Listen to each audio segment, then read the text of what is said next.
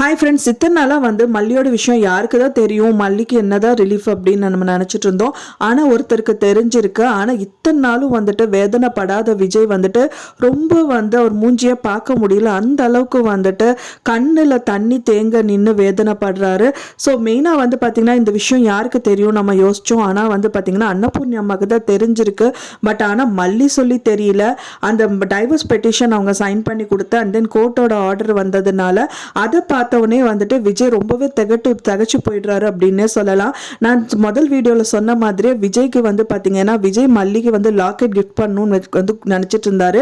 ஆனால் பார்த்தீங்கன்னா மல்லி விஜய்க்கு ஒரு கிஃப்ட் கொடுத்துருக்காங்க. அது கரெக்டாக சொல்கிறாரு, மல்லி எனக்கு கொடுத்த கிஃப்ட் அப்படிங்கிற மாதிரி. ஸோ அன்னபூர்ணி அம்மா படித்து பார்க்குறாங்க. என்னன்னு படித்து பார்க்கும்போது தான் தெரியுது அது டைவர்ஸ் நோட்டீஸ் அப்படின்னு சொல்லிட்டு. ஸோ அதை பார்த்தோன்னே என்னோட பொண்ணு இப்படியெல்லாம் பண்ண மாட்டா அப்படிங்கிற மாதிரி அன்னபூர்ணி அம்மா சொல்கிறாங்க.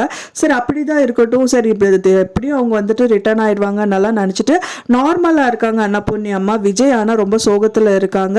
ஃபைனலாக பார்த்தீங்கன்னா இந்த டைவர்ஸ் பெட்டிஷன் பார்த்தோன்னே பயங்கர டென்ஷன் ஆயிடுறாரு விஜய். அது மட்டும் இல்லாமல் அடுத்த நாள் வீட்டு விட்டு கிளம்ப இருக்க அவங்க பேக் எல்லாமே ரெடி பண்ணிட்டு ரெடியாக இருக்காரு.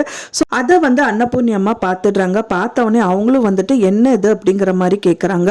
கேட்டவுடனே விஜய் நாங்கள் வீட்டை விட்டு போகிறோம் அப்படிங்கிற மாதிரி அன்னபூர்ணி அம்மா கிட்ட சொல்கிறாரு. ஸோ அதை கேட்டவுடனே செம்ம டென்ஷன் ஆயிடுது. முதல்ல அவங்களுக்கு தெரியும் மல்லி இந்த மாதிரி விஷயங்கள் அவங்களே தானாக பண்ண மாட்டாங்கன்னு சொல்லிட்டு ராஜி கால் பண்ணும் போதே அவங்க நோட்டீஸ் பண்ணாங்க. இதுக்கு நம்ம மல்லிக்கு கால் பண்ணணும் அப்படின்னு சொல்லிட்டு முதலே அவங்க வீட்டுக்கு போய் மிரட்டிட்டு வந்திருந்தாங்க. ஸோ அது கண்டிப்பாக ராஜியோட வேலையாக தான் இருக்குன்னு சொல்லிட்டு அங்கே போயிட்டு அவளை ஒரு வாங்கணும்னு சொல்லிட்டு ரோட்டில் மீட் பண்ணுறாங்க. அண்ட் தென் ராஜி கிட்ட கேட்குறாங்க, நீ தானே எல்லா விஷயம் பண்ண அப்படிங்கிற மாதிரி சொல்கிறாங்க. என்ன சொல்கிறீங்க அப்படிங்கிற மாதிரி கேட்கும்போது மல்லி டைவர்ஸ் பெட்டிஷன் கொடுக்க வச்சது எல்லாத்துக்குமே காரணம் நீ தானே, உன்னை சும்மாவே விட மாட்டேன் அப்படிங்கிற மாதிரி அன்னபூர்ணி அம்மா வரைஞ்சு கட்டி நிற்கிறாங்க. ஸோ இந்த மாதிரி தான் கம்மிங் எபிசோடில் காமிக்க இருக்காங்க. மல்லி பார்த்தீங்க அப்படின்னா மல்லி எங்கே இருக்காங்க அப்படின்னே தெரியல. அதையும் அன்னபூர்ணி அம்மா கேட்குறாங்க, மல்லி நீ எங்கே கொண்டு போய் வச்சிருக்க அப்படிங்கிற மாதிரியெல்லாம் கேட்குறாங்க. மல்லி எங்கேயாவது போய் உட்கார்ந்துட்டு இருக்காங்க, இப்போ வரைக்குமே வீட்டுக்கு வரல. ஆனால் அவங்க அனுப்பின டைவர்ஸ் பெட்டிஷன் மட்டும் விஜய்க்கு கிடச்சிருச்சு. ஸோ அது பார்த்தீங்கன்னா வெட்டிங் டே அன்னைக்கே வரணுமா அப்படிங்கிற மாதிரி இருந்தது. ஸோ அவர் நினச்சது என்னடானா இனியாவது நம்ம லைஃப்பை நல்லபடியாக ஸ்டார்ட் பண்ணலாம், வெட்டிங் டே அன்னைக்கு அவரோட லவ்வை எக்ஸ்போஸ் பண்ணணும்னு நினச்சிட்டு இருந்தாரு. ஸோ இது எல்லாமே ட்ராப் பண்ணுற விதமாக இந்த விஷயங்கள் எல்லாமே நடந்து முடிஞ்சிருக்கு. ஸோ அதை பார்த்தோன்னே ரொம்பவே சோகமாக இருக்கு. ஆனால் விஜய் இந்த மாதிரி ஒரு ஃபேஸில் யாருமே பார்த்துருக்க முடியாது. ஏன்னா அந்த அளவுக்கு சோகமான நிலையில் அவர் அப்படியே தலை குமிஞ்சு நின்றுட்டு இருக்காரு. ஸோ மல்லி கண்டிப்பாக அரவிந்த் கிட்ட தான் சொல்லுவார். ஏன்னா அவரோட பெஸ்ட் ஃப்ரெண்ட் அண்ட் பிரதராக நினைக்கிறது பார்த்தீங்கன்னா அரவிந்தை தான் நினைக்கிறாரு.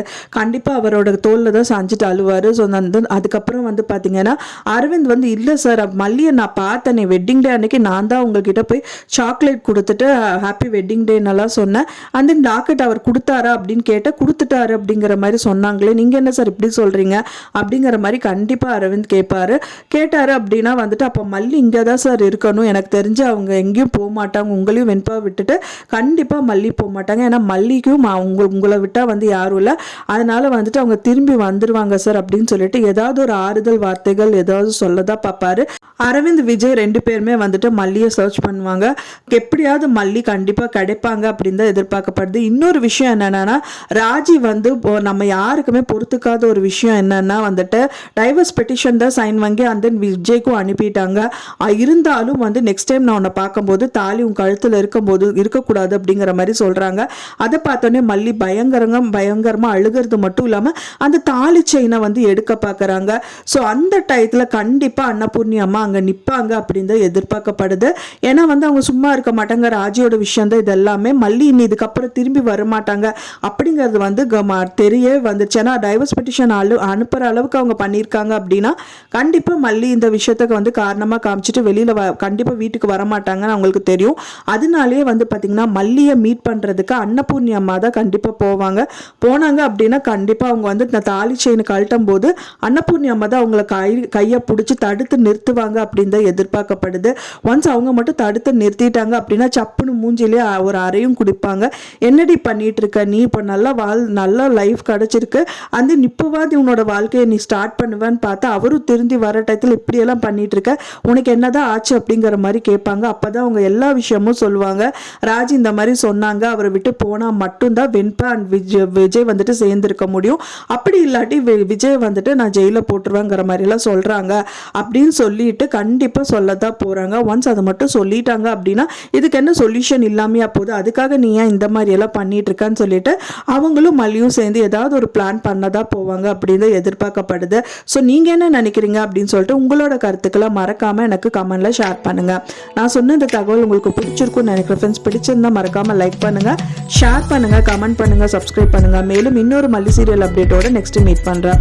தேங்க்ஸ் ஃபார் வாட்சிங் மை வீடியோ ஃப்ரெண்ட்ஸ். நெக்ஸ்ட் வீடியோவில் பார்க்கலாம்.